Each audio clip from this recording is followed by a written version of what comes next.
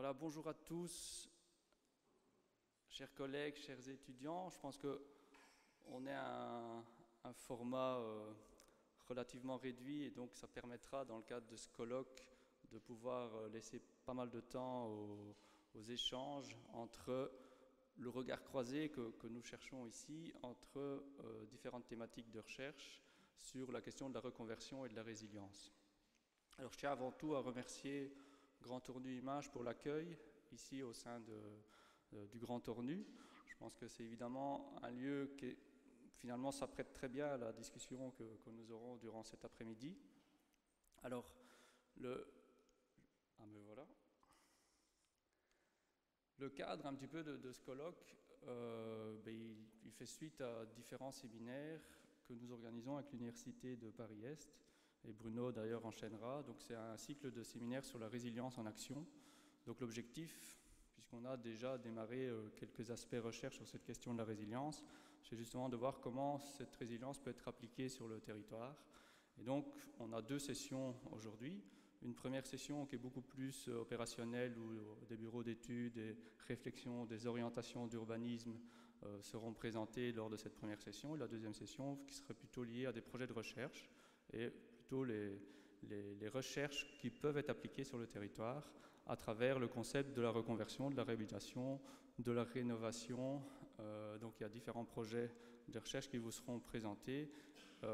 Et ce qui est intéressant de regarder justement, c'est comment ça peut être appliqué sur le territoire. Donc il y a aussi une volonté, en tout cas au niveau de la faculté, d'avoir différents séminaires sur cette question de la reconversion. On a d'ailleurs organisé avec Julien Langer qui est un séminaire sur cette question. Il y avait déjà ce regard croisé France-Belgique. Et donc l'idée c'est de poursuivre, en tout cas d'avoir une continuité sur la question de la réutilisation des espaces en mutation que sont des reconversions. Et donc c'est l'objet un petit peu de la continuité. Et donc ce soir, comme vous l'avez vu aussi, il y a une présentation de l'agence Jacob et McFarlane qui présentera aussi plusieurs projets de transformation, de réhabilitation dont ils ont déjà pas mal de temps travaillé sur cette question-là, et donc il clôturera un petit peu la journée.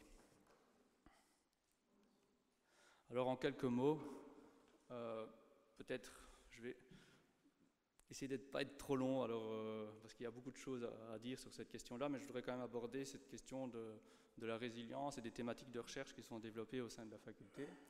Alors avant tout, c'est un petit peu revenir sur le contexte entre ce qu'on a souvent, sur lequel on a beaucoup travaillé, sur le terme du développement durable, de l'aménagement durable, et de plus en plus on se rend compte que ce concept est assez arrêté, est assez difficile à utiliser dans les processus d'aide à la conception, d'aide à la décision, et donc de plus en plus le concept de résilience trouve tout son sens par rapport à des modèles et des concepts pour intégrer justement cette complexité des villes.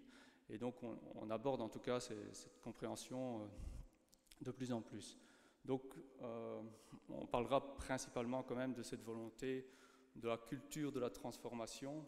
Je pense qu'on est tous conscients que dans les villes durables, d'ailleurs quand on regarde la plupart des projets innovants en développement durable, on a toujours l'impression qu'on est dans une espèce de logique où on construit à l'extérieur des villes, où on construit du nouveau. Et donc on est conscient aussi que toute cette culture-là, ce qui est important, c'est de faire la ville sur la ville et donc d'utiliser vraiment des principes de réhabilitation. Et le concept de résilience est un concept qui travaille quand même sur la capacité d'adaptation, on aura l'occasion d'en revenir. Et donc c'est un concept qu'on utilise de plus en plus pour justement traiter cette complexité.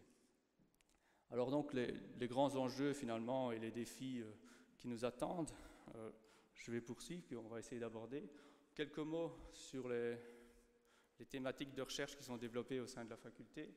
Donc il faut savoir que la faculté d'architecture est assez récente. Pour les Français qui sont ici, il faut savoir qu'anciennement on était école d'architecture. Toutes les écoles d'architecture ont intégré en 2010 les universités respectives. Donc ça a permis de développer des thématiques de recherche. Donc, je vais dire, il y a 3 temps que nous attendons. Le premier temps, c'était évidemment exister, d'avoir une équipe de recherche qui se mette en place. On a actuellement 20 doctorants, on a différents projets de recherche sur lesquels on reviendra et c'est important de revenir sur les thématiques qui sont soulevées. on a évidemment cette intention et de plus en plus de collaboration, je dirais c'est le deuxième temps. Donc on collabore beaucoup avec des universités françaises. La plupart des thèses que nous avons sont en co-tutelle ou en co-encadrement avec différentes universités.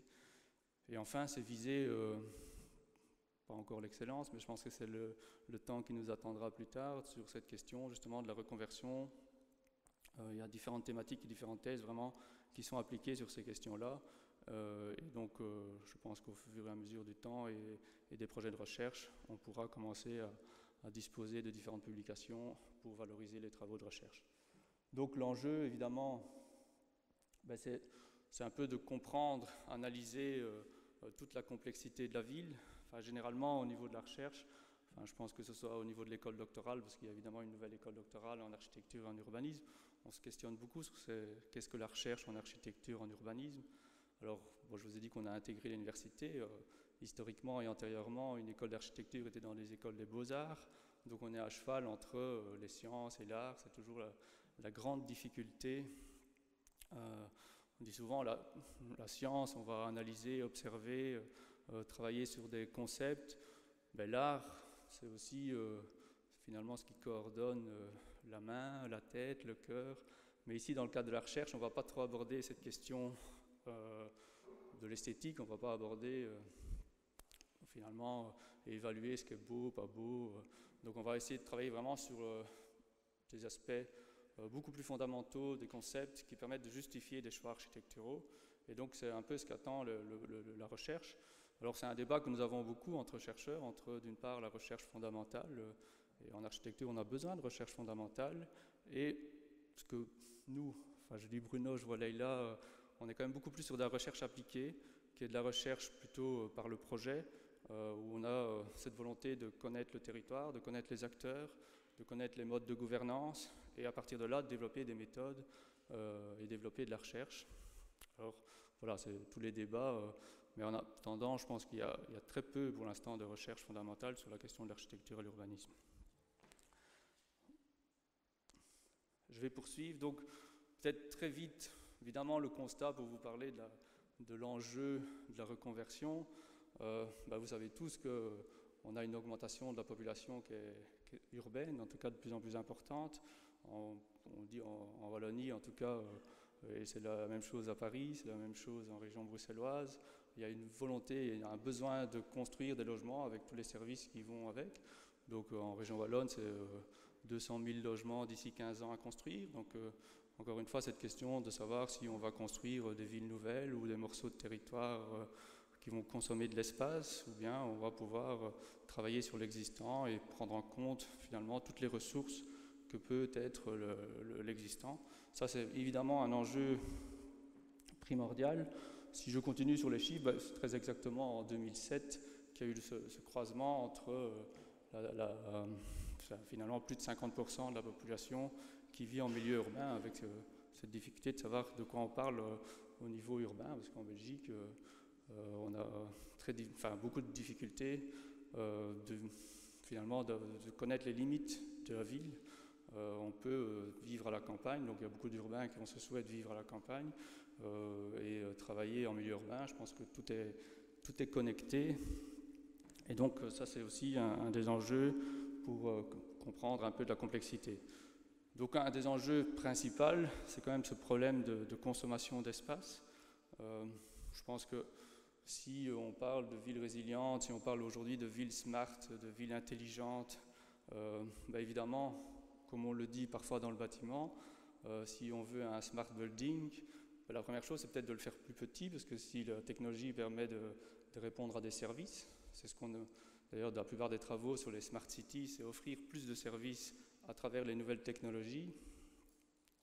Je pense qu'un des enjeux majeurs, c'est de travailler sur des territoires qui vont consommer beaucoup moins d'espace. Mais ça, c'est loin d'être prouvé à l'heure actuelle, parce qu'on se rend compte que de plus en plus, on consomme quand même de l'espace. Là, ce sont les travaux de Xavier de Geiter qui reprenaient un peu les surfaces bâties. Donc en Belgique, c'est 2 terrains de foot par heure qui sont urbanisés continuellement. Le peu de nature qui reste. Donc ça, c'est évidemment un enjeu majeur. Et c'est toujours important de revenir un peu sur l'évolution. Évidemment, quand on regarde les villes, comment elles ont évolué, au début, là, c'est quand même très fermé. Et donc elles se sont développées avec l'ère industrielle, et ça, on y reviendra, pour avoir pas mal de questionnements sur qu'est-ce que peut être la ville du futur demain avec tous ces enjeux, ce numérique, tous ces outils qui nous permettent quand même beaucoup plus qu'il y a 10-15 ans de saisir cette complexité. Je pense qu'il y a de plus en plus de bases de données, des informations que nous pouvons intégrer dans les projets, dans des modèles pour analyser des territoires, pour certainement les comprendre mieux. Donc ça, c'est aussi un des enjeux majeurs, avec aussi cette volonté de travailler sur les enjeux environnementaux par rapport au territoire. Donc, si je résume très vite les enjeux qui nous attendent demain, et je reviendrai sur le pourquoi le concept de résilience est abordé dans les différentes thématiques, par rapport à cette question de la reconversion, c'est évidemment comment on peut réutiliser et faire en sorte de connaître le potentiel du territoire, quelles sont ses ressources, quel est son stock bâti, et comment on peut développer un aménagement cohérent par rapport à des équilibres territoriaux. Donc évidemment ici l'enjeu par rapport à l'étalement urbain, on voit ici la ville de Détroit, le syndrome de Détroit qui est bien connu, où la ville s'est tellement étalée, et on s'interroge justement maintenant qu'est-ce qu'on peut faire de tout ce tissu urbain, où il y a des projets d'agriculture urbaine pour redynamiser certains quartiers, certains territoires, où la ville finalement elle se retrouve à l'extérieur, et la plupart des activités se sont implantées à l'extérieur des villes. Alors voilà, pour résumer un peu, je pense que vous connaissez tous ce film de Truman Show, c'est un peu ce qui est le modèle très connu, hein, le modèle américain. Je pense que chaque habitant a envie d'avoir son habitat individuel, et c'est toute la question de l'individualité. Alors évidemment ici on est dans l'extrême, mais on peut aussi avoir d'autres théories qui ont été développées au niveau de l'urbanisme, où en gros entre le pavillon, l'individuel, on a aussi toute l'époque moderne, toute l'histoire de l'urbanisme qui s'est développée avec les différentes fonctions, même si on a principalement retenu habiter lorsqu'il a fallu construire très vite. Et donc on connaît justement les déséquilibres, les problèmes sociaux que ces différents types d'urbanisme ont été mis en place. Et donc c'est aussi un des enjeux majeurs, parce que évidemment si l'époque moderne, qui était quand même très fonctionnaliste, peut-être trouve un bout, sauf que ce type de modèle s'exporte encore beaucoup. Hein. En Chine, on développe encore puissance 10, ce qui a été réalisé pendant les 30 Glorieuses. Et donc ça aussi, c'est un enjeu, en tout cas dans les villes européennes, de travailler sur le patrimoine, sur l'existant, sur ce qu'on pourrait appeler l'architecture contextuelle pour développer des projets. Et donc, par rapport à ces deux modèles que ici je reprends très vite, d'une part la ville horizontale dans Broad Act City de Frank Lloyd Wright, ou la ville, plutôt les cités verticales de Le Corbusier, c'est le juste milieu, quelle densité on va pouvoir mettre en place, quelle urbanité on peut mettre en place avec évidemment toutes ces notions. Si on doit densifier, il faut une réflexion cohérente sur la mixité des fonctions. On ne pourra d'ailleurs densifier que si on a cette réflexion de la cohabitation des activités.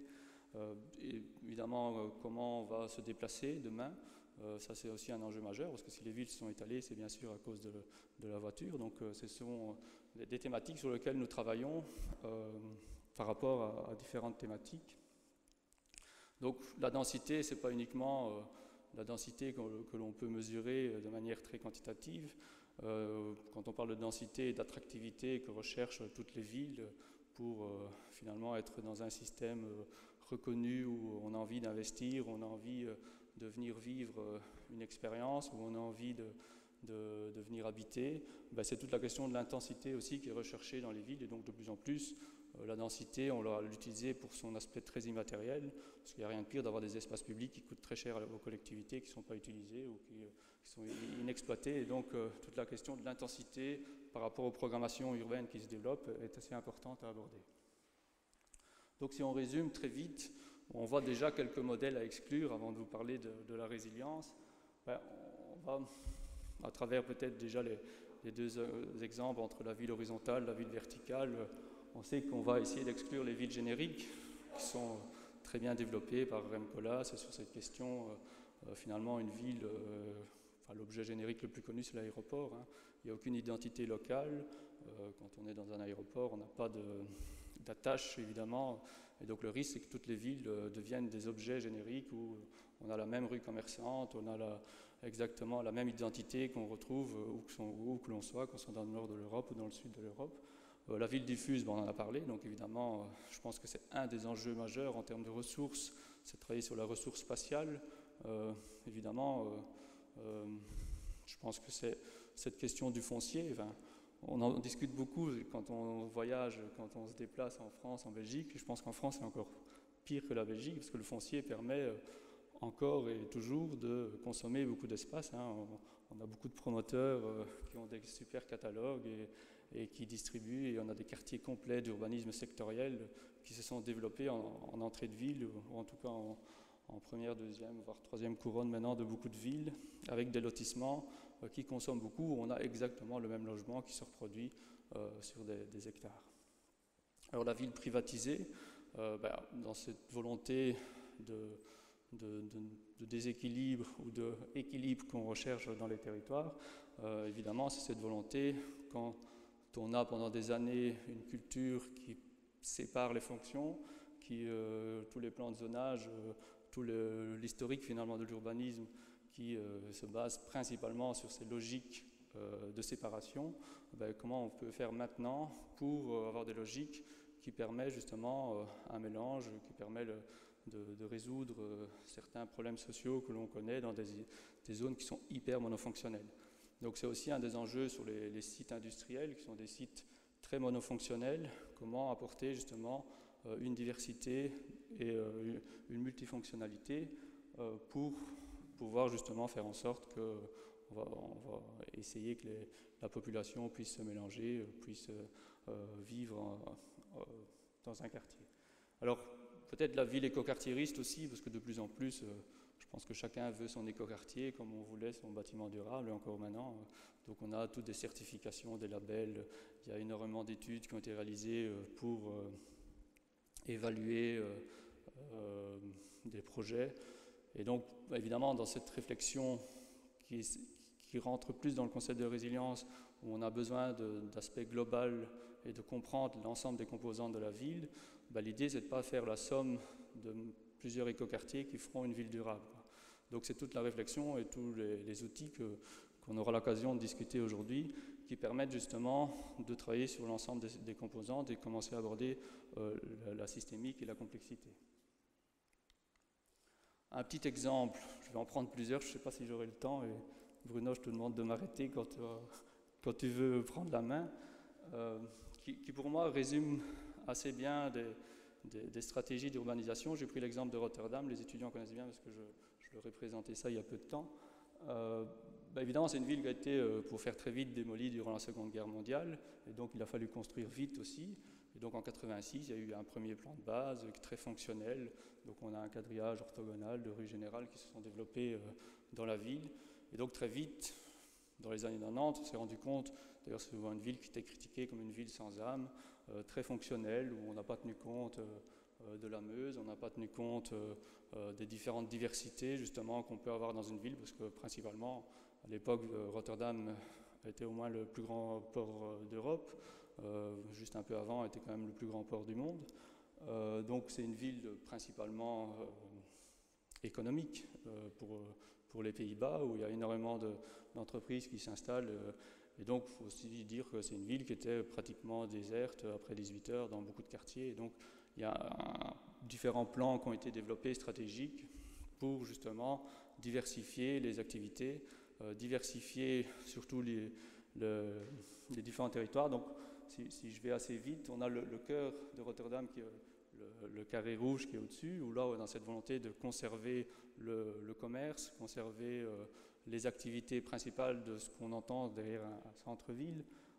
On a la ville verte avec les différents musées et des parcs qui sont mis en place. Donc il y a le musée de l'architecture, le NAI, il y a le Kunsthal, il y a le musée Boijmans. Donc il y a tout un ensemble de musées qui se sont développés autour d'un parc.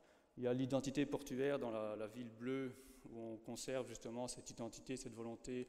Donc il y a pas mal d'ailleurs il y a le musée de la Marine qui s'est développé dans ce quartier-là, où on ce souhait d'identité portuaire sur l'ancienne friche Et donc là, je vais aller très vite sur les projets qui ont été mis en place dans des axes stratégiques au niveau de la ville. Donc on a vu le nouveau cinéma, le nouveau théâtre, ici le nouveau musée, le musée de la Marine. Je vais peut-être revenir en arrière. Maintenant, tout ce que je vous ai montré se trouvait au nord. Aussi, dans les années 90, la volonté, c'est de faire en sorte que la Meuse, finalement, devienne le centre-ville. Et donc, ils ont fait le gros projet Cop Van Zuid avec différents quartiers, où il y a aussi des centres d'affaires.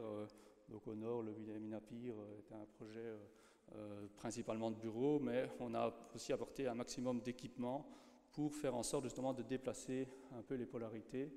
Donc, il y a le nouveau tribunal, il y a une nouvelle université, il y a une diversité de logements qui s'est mise en place, justement pour remédier à cette image très négative de ville très fonctionnelle qu'avait la ville de Rotterdam, avec évidemment l'emblème qui est le pont Erasme qui permet justement de relier les différents quartiers. Alors j'ai pris un exemple qu'on le voit sur la transpo avant, c'est une zone de l'entrepôt, qui est ici. Je fais un petit zoom sur cette zone de l'entrepôt qui est là, qui pour moi est un bon exemple justement de reconversion.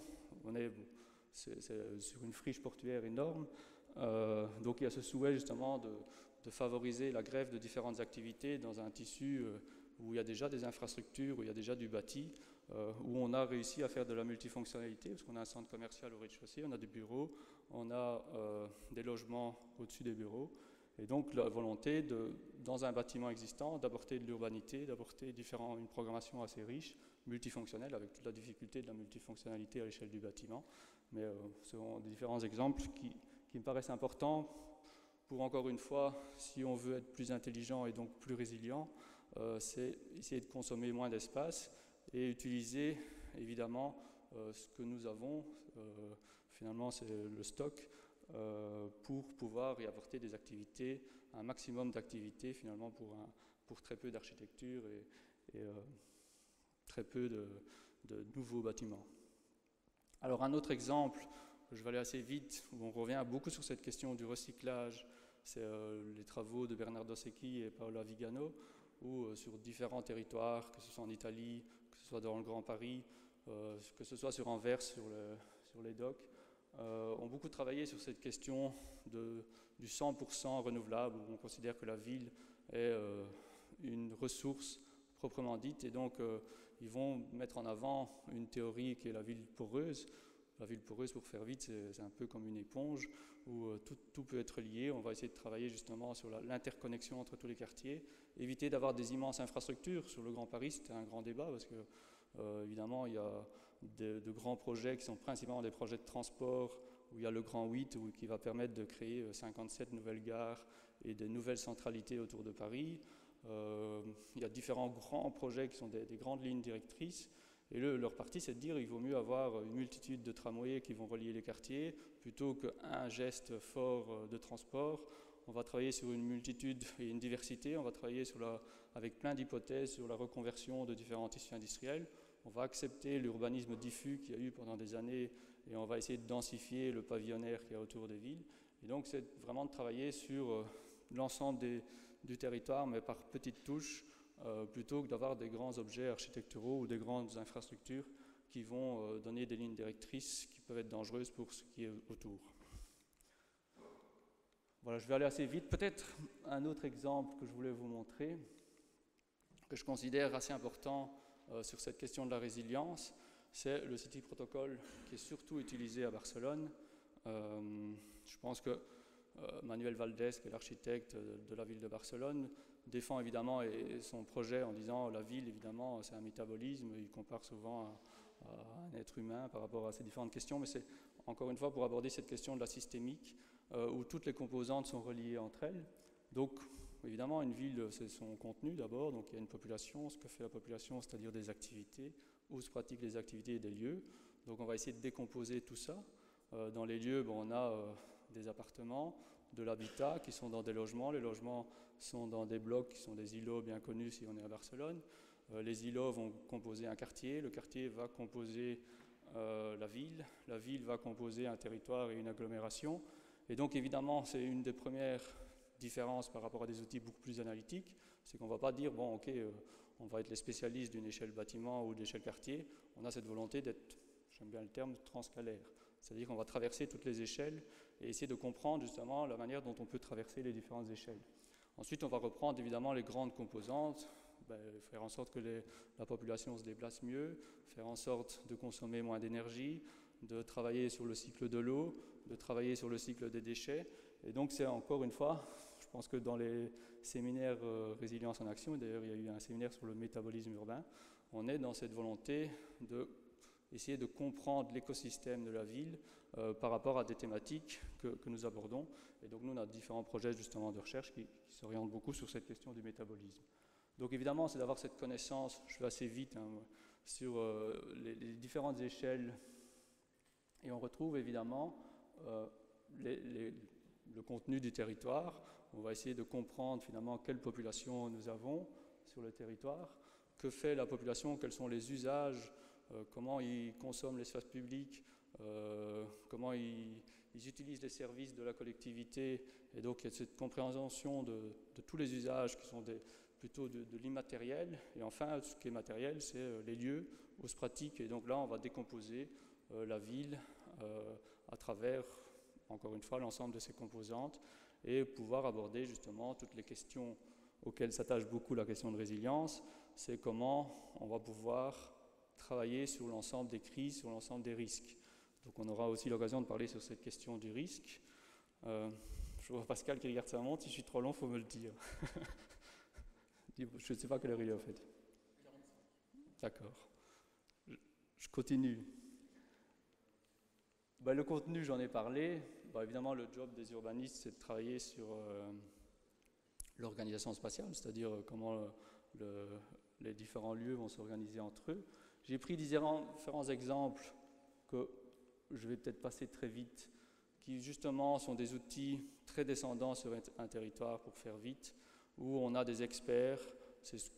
Finalement, on parlera aussi de la systémique. C'est le danger de la systémique, parce que si on travaille sur des concepts, on veut faire de la systémique, mais souvent c'est un peu à l'encontre des approches qui seraient des approches plutôt bottom-up, plutôt des approches ascendantes qui partent du territoire, de la connaissance du territoire, de l'identité locale. Donc évidemment, on a besoin des deux. D'une part, une connaissance très scientifique que l'on peut avoir, et finalement, c'est un urbanisme intégré.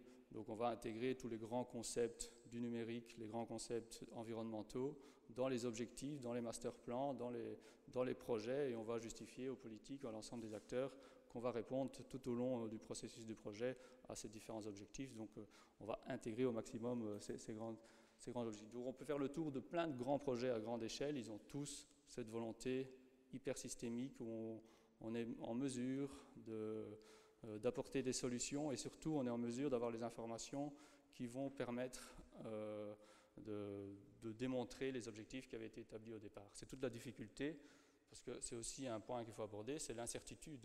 Donc si on dit que notre bâtiment il va être à énergie positive, si on dit qu'on va avoir une empreinte carbone beaucoup moindre, si on dit qu'on va... après, tout dépend des données qui sont utilisées. En France, on a beaucoup utilisé le bâtiment HQE.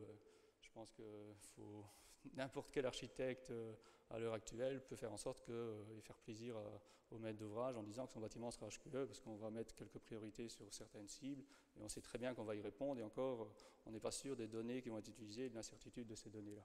Donc ça demande des systèmes d'information, et c'est là aussi où je considère qu'il y a énormément de données qui sont dans le territoire. Parfois, on a des acteurs qui n'ont pas envie d'échanger sur ces données, donc ça, c'est pas toujours évident, mais de plus en plus, on a quand même une base d'informations de plus en plus importante qui permettent d'appréhender justement cette question de la complexité. Je vais peut-être revenir plus sur des exemples de projets de recherche.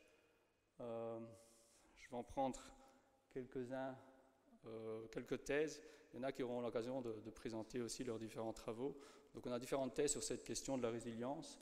J'en ai pris une, peut-être que Bruno en parlera aussi, parce que Mireia Balcells, qui est une thèse à l'université, est encadrée aussi par Bruno et un de nos collègues qui est Damien Serre, qui travaille justement sur le concept de résilience. Alors là, elle travaille sur un risque particulier qui, quand même, est un risque dont on parle beaucoup, les assurances s'y intéressent beaucoup, c'est le risque d'inondation.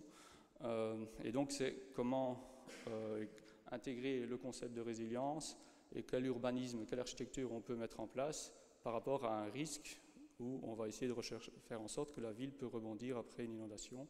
où la ville peut s'adapter à une innovation, peut la recevoir et continuer à fonctionner.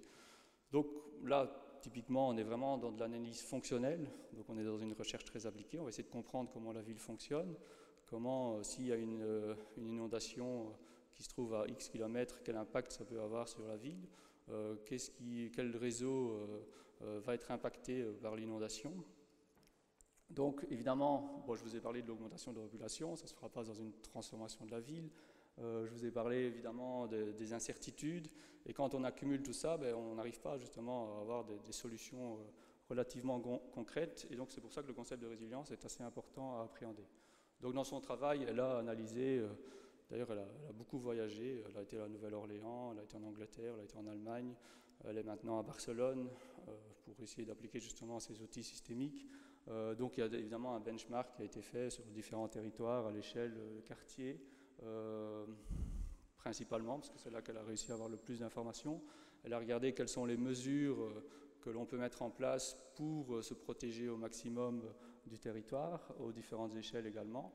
On se rend compte quand même par rapport à l'ensemble des travaux et à l'état de l'art que sur l'échelle quartier, il y a très peu de choses finalement, il y a très peu d'urbanistes, ou il y a très peu de documents qui permettent d'intégrer le concept à l'échelle du quartier.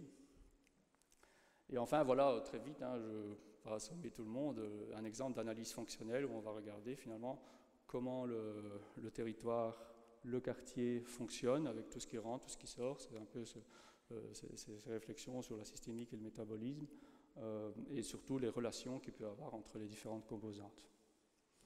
Donc si je résume déjà très vite, dans la méthode, parce qu'elle est sur le point de soutenir, elle travaille sur la capacité d'adaptation, sur 3 capacités.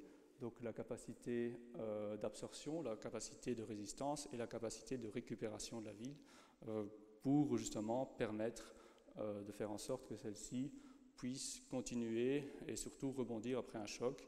Mais on pourrait parler de ce modèle-là pour tout type de crise, pour tout type de risque. Une mutation industrielle, je ne sais pas, Jérémy est là, qui travaille, lui, il est en plein dans la thématique au niveau de la thèse qui est soulevée aujourd'hui.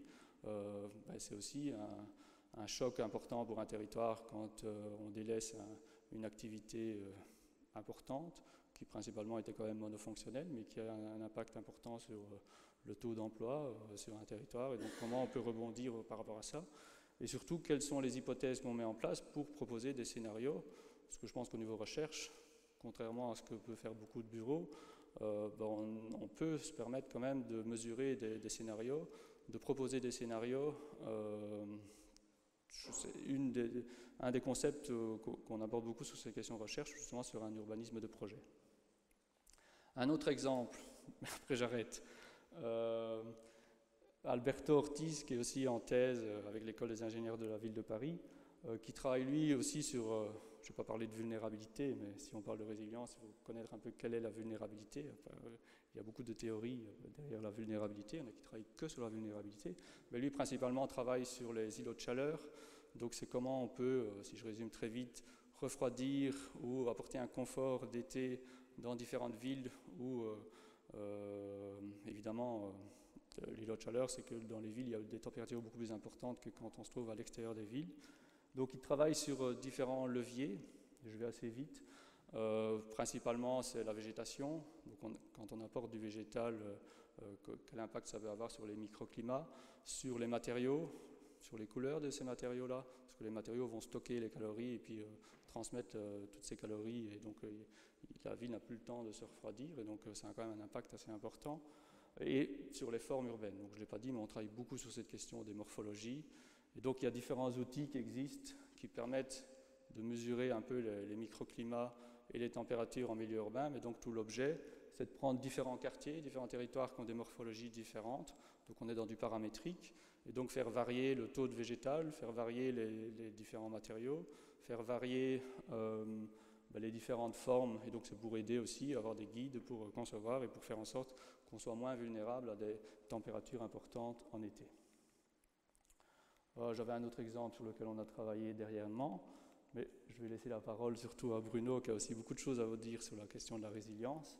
Peut-être très rapidement, je pense que c'est le message en introduction, parce que souvent, je pense que comme on parlait beaucoup de développement durable, il y en a beaucoup qui commencent à aborder cette question de la résilience maintenant, parce qu'ils sont des outils qui paraissent importants. Mais je pense quand même, par rapport aux outils très analytiques d'aménagement durable, la résilience permet justement de partir vraiment de l'existant, parce qu'on sait qu'on doit travailler sur l'existant, on sait qu'on doit travailler sur la ville actuelle, et plutôt partir de ces enjeux que l'on connaît. Donc c'est important de connaître son territoire, c'est toute la difficulté des recherches qui sont hyper contextualisées, parce qu'on ne pourra pas transposer ce qui marche quelque part sur un autre projet. Donc encore une fois, c'est important de connaître l'ensemble des projets, c'est ce qu'on appelle souvent le scénario zéro, hein, avec tout ce qu'il y a dans les cartons déjà. Si on reprend tous les projets qu'il y a sur un territoire et qu'on regarde comment le territoire sera demain, rien qu'avec ça, ça fait déjà beaucoup de choses.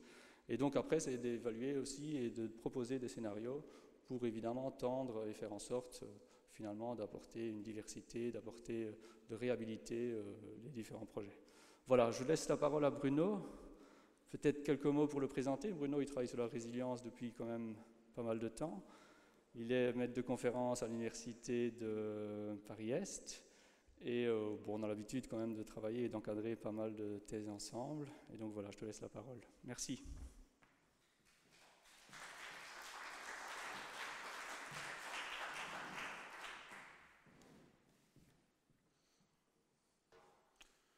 Donc bonjour. Déjà merci de m'avoir invité. C'est toujours un plaisir de venir, et notamment pour parler de résilience.